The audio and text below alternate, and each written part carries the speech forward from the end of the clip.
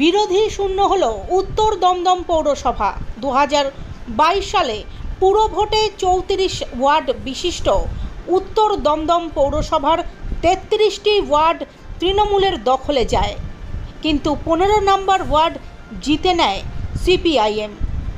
তারপর দীর্ঘ 3 বছর সেই ওয়ার্ডের কাউন্সিলর সন্ধ্যা রানী মণ্ডল সিপিআইএম দলের অন্তরে থেকে কাজ করছিলেন।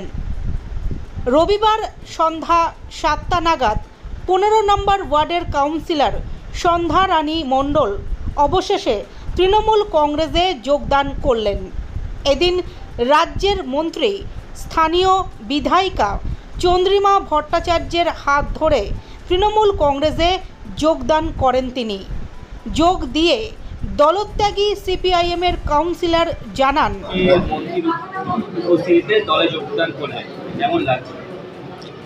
অত্যন্ত আনন্দের সংবাদ একটা আমার কাছে, এবং আমি আজকে তৃণমূল কংগ্রেসে যোগদান করতে পেরে সত্যিই খুব গর্বিত এবং খুশি।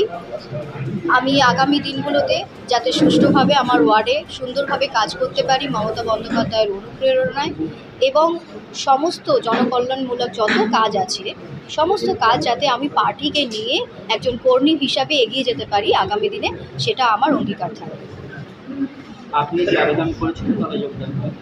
অবশ্যই আমি দলের নেত্রী মমতা বন্দ্যোপাধ্যায়ের কাছে আমি চিঠি দিয়ে আবেদন করেছিলাম, এবং সেই চিঠি আমাদের পৌরপ্রধান মহাশয়ের হাত দিয়ে এবং দিদি চন্দ্রিমাদির হাত দিয়ে, অর্থমন্ত্রী চন্দ্রিমাদি আমাদের তার কাছে পৌঁছে গিয়েছিল, এবং দিদির সঙ্গে এটা তারপরে আলোচনা হয়। কি অসুবিধা হচ্ছিল?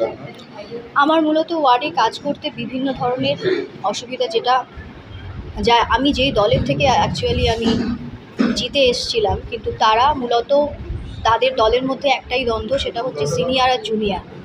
এই বিষয়টা তারা এখনও পর্যন্ত কাটিয়ে উঠতে পারেননি। নতুনদেরকে সুবিধা দিচ্ছেন, কাজ করার সুযোগ করছেন, কিন্তু আবার তাদেরকে কাজ করার জন্য পেছন দিক থেকে ছুরি ঘোরাচ্ছে।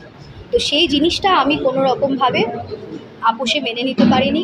তাই যারা আমাকে বাইরে থেকে সহযোগিতা করেছে, তৃণমূল কংগ্রেসের সমস্ত কর্মী এবং আমাদের পৌরপ্রধান মহাশয় বিধান বিশ্বাস সর্বসময় আমার পাশে থেকেছেন।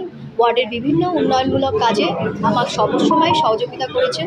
তাই জন্য আজকে আমি তার সাথে দিদির অনুপ্রেরণায় আমি আজকে এই দলে যোগ দিই। আমার নাম সন্ধ্যা রানী মণ্ডল।